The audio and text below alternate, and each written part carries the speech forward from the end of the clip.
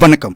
2023 Russia நேரடியாக பங்களாதேசுக்கு ஒரு எச்சரிக்கை விடுத்தது. ரஷ்ய ராஜதந்திரிகள் அவர்களின் வெளியுறவுத்துறை அதிகாரிகள் மற்றும் அவர்களது வெளியுறவு அமைச்சரின் நெருங்கிய வட்டாரங்கள் எல்லாம் பல கட்டங்களில் இந்த ஒரு எச்சரிக்கையை அளித்திருந்தார்கள். அமெரிக்கா உங்கள் நாட்டில் ஆட்சி கவிழ்ப்பிற்கு திட்டமிடுகிறது. இது ஒரு எச்சரிக்கையாகும். கவனமாக இருங்கள். உங்கள் நாட்டின் தேர்தலையும் சீர்குலைக்க அமெரிக்கா முயற்சிக்கிறது. ஷேக் ஹசீனாவை நேரடியாகவும் ரகசியமாகவும் பகிரங்கமாகவும் எச்சரித்திருந்தது. ஆனால் அமெரிக்கா அங்கு சதி செய்து ஆட்சி கவிழ்ப்பை நடத்திவிட்டது. இப்போது ரஷ்ய அரசின் ஊடகமான ஸ்புட்னிக் இந்தியாவுக்கு ஒரு எச்சரிக்கை விடுத்துள்ளது. இந்தியாவிற்கு எனும்போது நரேந்திர மோடிக்கு குறிப்பாக வழங்கப்பட்டுள்ளது. CIA உள்ளிட்ட அமெரிக்க உளவு அமைப்புகள் நரேந்திர மோடி ஆட்சியை கவிழ்க்க முயல்கின்றன என்றும், அமெரிக்கா தமது ராஜதந்திர தொடர்புகளை பயன்படுத்தி இந்தியாவில் உள்ள தமது தூதரகங்கள் வழியாக அதற்கான நகர்வுகளை தொடங்கியுள்ளது என்றும் விளக்கக்கூடிய ஒன்றுக்கும் மேற்பட்ட கட்டுரைகளை வெளியிட்டுள்ளது ஸ்புட்னிக். அமெரிக்கா ஹைதராபாத்தில் உள்ள அமெரிக்க தூதரக அலுவலகத்தை பயன்படுத்தி தற்போது இந்த நகர்வுகளை மேற்கொண்டு வருவதாக அதில் கூறப்பட்டுள்ளது. தங்கள் ஜெனரல் ஜெனிஃபர் லார்சனை பயன்படுத்தி தற்போது NDAவில் அங்கம் வகிக்கும் தெலுங்கு தேசம் கட்சியின் தலைவரான ஆந்திர முதல்வர் சந்திரபாபு நாயுடுவை அந்த கூட்டணியிலிருந்து பிரித்து வெளியேற்றும் நகர்வுகள் மேற்கொள்ளப்பட்டு வருவதாக அதில் குறிப்பிடப்பட்டுள்ளது. இந்தியாவில் உள்ள எதிர்க்கட்சிகள் சந்திரபாபு நாயுடுவை கூட்டணியில் இருந்து பிரிக்க ஏற்கனவே முயற்சி செய்திருந்தன. இப்போது இந்தியாவின் எதிர்க்கட்சிகளுக்கு இந்த திட்டத்தை அமெரிக்கா செய்து கொடுப்பதாக குற்றம் சாட்டுகிறது ஸ்புட்னிக். அது மட்டுமல்ல, அமெரிக்காவின் CIA நரேந்திர மோடியை குறைமதிப்பிற்கு உட்படுத்தவும் அவரை வீழ்த்தவும் அவருக்கு பதிலாக அவர்களுக்கு, அதாவது அமெரிக்காவிற்கு சாதகமான ஒரு நிர்வாகத்தை ஏற்படுத்தவும் முயற்சிக்கிறது என்று மிக தெளிவாக கூறுகிறது ரஷ்யா. நரேந்திர மோடியின் வெளியுறவு கொள்கை சுதந்திரமான வெளியுறவு கொள்கையாகும். அதனால் அது அமெரிக்காவை சார்ந்தது அல்ல. நெஞ்சை நிமிர்த்தி உறுதியுடன் சொந்த நிலைப்பாட்டுடன் செயல்படுகிறது நரேந்திர மோடி தலைமையில் இந்தியா. இப்போது இந்தியா ரஷ்யாவை சார்ந்தும் கொள்கை முடிவுகளை எடுப்பதில்லை, அமெரிக்காவை சார்ந்தும் எடுப்பதில்லை.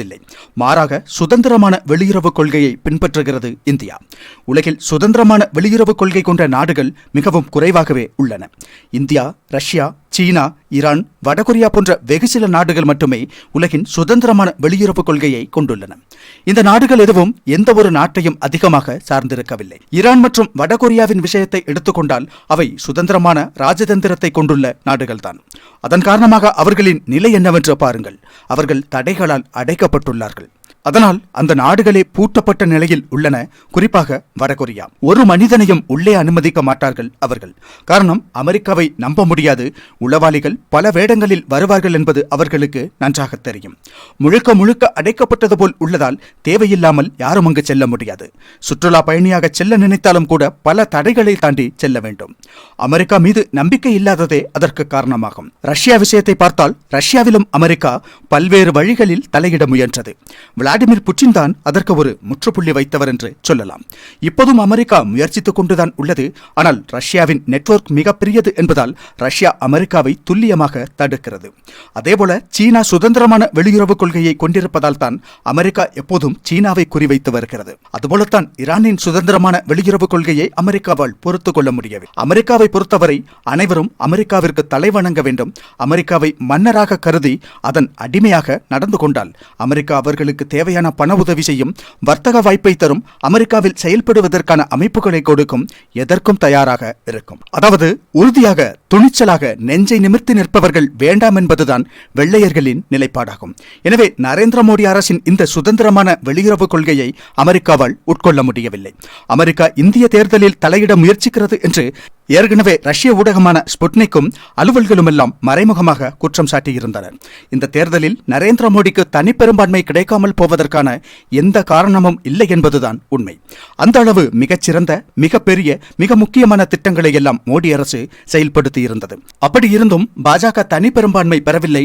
தேசிய ஜனநாயக கூட்டணியாகத்தான் ஆட்சி அமைக்க முடிந்துள்ளது. 2 முறை தனித்து அறுதி பெரும்பான்மை பெற்ற மோடி அரசு 3வது முறையும் தனித்து வெற்றி பெற்றால் அது தங்களுக்கு பெரும் அச்சுறுத்தல் என்பதை உணர்ந்த அமெரிக்கா மோடியை தோற்கடிக்க எவ்வளவோ முயற்சி செய்ததாக ரஷ்யா கூறுகிறது. அதையும் தாண்டி எப்படியோ நரேந்திர மோடி 3வது முறையாக ஆட்சிக்கு வந்துவிட்டார். தெலுங்கு தேசம் கட்சி மற்றும் நிதிஷ்குமாரின் ஐக்கிய ஜனதா தளம் கட்சிகளின் ஆதரவோடு ஆட்சி அமைக்கப்பட்டுள்ளது. அதில் தெலுங்கு தேசம் கட்சியை முதலில் தம் பக்கம் இழுக்க அமெரிக்கா நடவடிக்கை எடுத்து வருவதாக ரஷ்யா கூறுகிறது. அதற்கு முக்கியமாக அவர்கள் சுட்டிக்காட்டும் சில விஷயங்கள் உள்ளன. United States consul general Jennifer Larsen Andhra முதல்வராக இருக்கும் சந்திரபாபு நாயுடுவை பலமுறை சந்தித்துள்ளார். நாயுடுவை சந்தித்தது மட்டுமல்லாது ஓவைசியையும் சந்தித்துள்ளார். அவர் ஓவைசி ஒரு எம்பி மட்டும்தான். ஆனால் ஓவைசியை சென்று சந்தித்துள்ளார் அமெரிக்க கன்சல் ஜெனரல். அது தவிர தெலங்கானா முதல்வரையும் பலமுறை சந்தித்து பேசியுள்ளார். அதாவது பாஜக அரசு எந்த திட்டத்தை கொண்டு வந்தாலும் அதை பற்றி கொண்டு ஒரு போராட்டம் நடக்க வேண்டும், அதை கொளுத்திவிட்டு பெரிய அளவிலான கலவரத்தை உருவாக்கி மோடியை வீழ்த்த வேண்டும் என்பது அவர்களின் நோக்கமாகும். பாகிஸ்தானிலிருந்து இம்ரான்கானை விரட்டி அடிக்க அதே முறையைத்தான் பயன்படுத்தி இருந்தார்கள். வங்கதேசத்தில் ஷேக் ஹசீனாவை வீழ்த்த அதே முறையைத்தான் கையாண்டுள்ளார்கள். இலங்கையில் முயன்றதும் மியான்மரில் இப்போது முயற்சித்துக் கொண்டிருப்பதும் கூட அதே முறைதான். இப்போது இந்தியாவிலும் அதே முறையில் முயற்சிக்கிறார்கள்.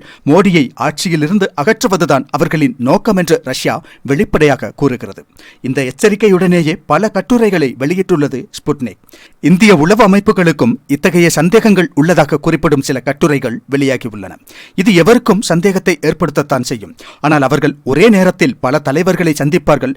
அதனால் இயல்பாக அதை யாரும் தவறாக நினைக்க மாட்டார்கள். அதிக சந்தேகம் எழ வாய்ப்பில்லை. அதற்கிடையில் அவர்கள் மோடி அரசை கவிழ்க்க முயல்வார்கள் என்பதற்கான அறிகுறிகள் தென்படுகின்றன.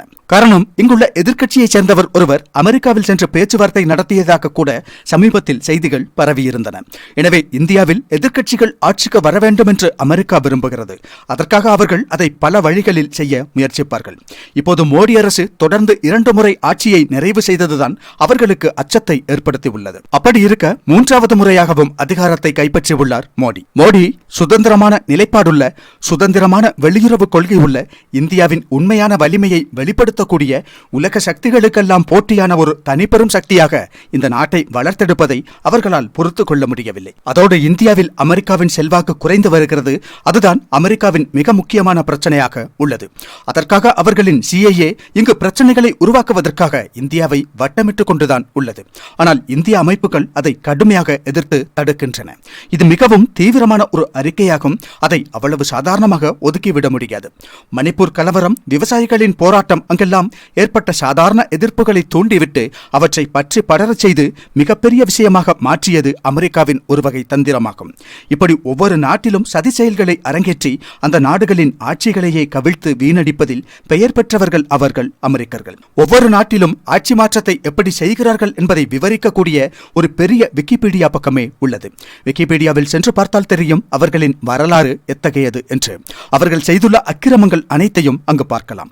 எனவே அவர்கள் இந்தியாவில் அத்தகைய திட்டத்தில் ஈடுபடுவதற்கான எல்லா சாத்தியக்கூறுகளும் காணப்படுகின்றன. அவற்றையெல்லாம் முறியடித்து இந்த நாட்டை ஸ்திரத்தன்மையுள்ள வலிமையான நாடாக வளர்க்க வேண்டிய கடமை ஒவ்வொரு இந்திய குடிமகனுக்கும் உள்ளது. மத்திய அரசின் திட்டங்கள் எங்கேனும் செயல்படுத்தப்படும் போதெல்லாம் அதில் ஒரு பிரிவை கிளப்பிவிட்டு பிரச்சனைகளை உருவாக்க முயற்சிப்பார்கள் என்று கூறுகிறது ஸ்புட்னிக். சமீப நாட்களில் இந்தியாவில் அதிகம் பேசப்பட்ட வக்ஃப் வாரியம் தொடர்பான பிரச்சனையை தீவிரமாக்கிவிடவும் முயற்சித்தது அமெரிக்கா. அந்த பிரச்சனையை காட்டி தெலுங்கு தேசத்தை NDA கூட்டணியில் இருந்து வெளியேறச் செய்யவும் ஓவைசியை போன்றவர்களை பயன்படுத்தி போராட்டங்களை நடத்தவும் திட்டமுள்ளது என்று ஸ்புட்னிக் கூறுகிறது. ரஷ்யாவிடமிருந்து வெளிப்படும் இத்தகைய அறிக்கைகளை எல்லாம் நாம் ஒதுக்கிவிடவும் முடியாது. காரணம், ரஷ்யாவின் இத்தகைய குறிப்புகள் பங்களாதேஷில் உட்பட கடந்த காலங்களில் சரியாக நடந்துள்ளன. எனவே இந்தியாவுக்கு எதிராக, குறிப்பாக மோடிக்கு எதிராக அமெரிக்காவின் தரப்பில் இருந்து அதுபோன்ற ஒரு நகர்வுக்கான அனைத்து சாத்தியங்களும் உள்ளன. அதிலும் ஜோ பைடன் ஆட்சியிலிருந்து வெளியேறுவதற்கு முன்பு அதை செய்ய முடியுமா என்று பார்க்கிறார்கள். காரணம், ட்ரம்பின் நிலைப்பாடுகளும் செயல்பாடுகளும் முற்றிலும் வித்தியாசமான ஒரு பாணியாக இருக்கும். எனவே பைடன் வெளியேறுவதற்கு முன்பு அவர்கள் பல இடங்களிலும் குளம் தோண்ட நினைக்கிறார்கள். அவர்கள் டீப் ஸ்டேட்டின் நகர்வுகளாகும் அவையெல்லாம். ஜோ பைடனை பயன்படுத்தி அமெரிக்க டீப் ஸ்டேட்டின் விளையாட்டுகள் இப்படித்தான் நீண்ட காலமாக நடந்து வருகின்றன. ஆனால் இந்திய அரசு மற்றும் இந்திய ஏஜென்சிகள் இதை அறிந்திருப்பார்கள் என்றே நம்புகிறோம்.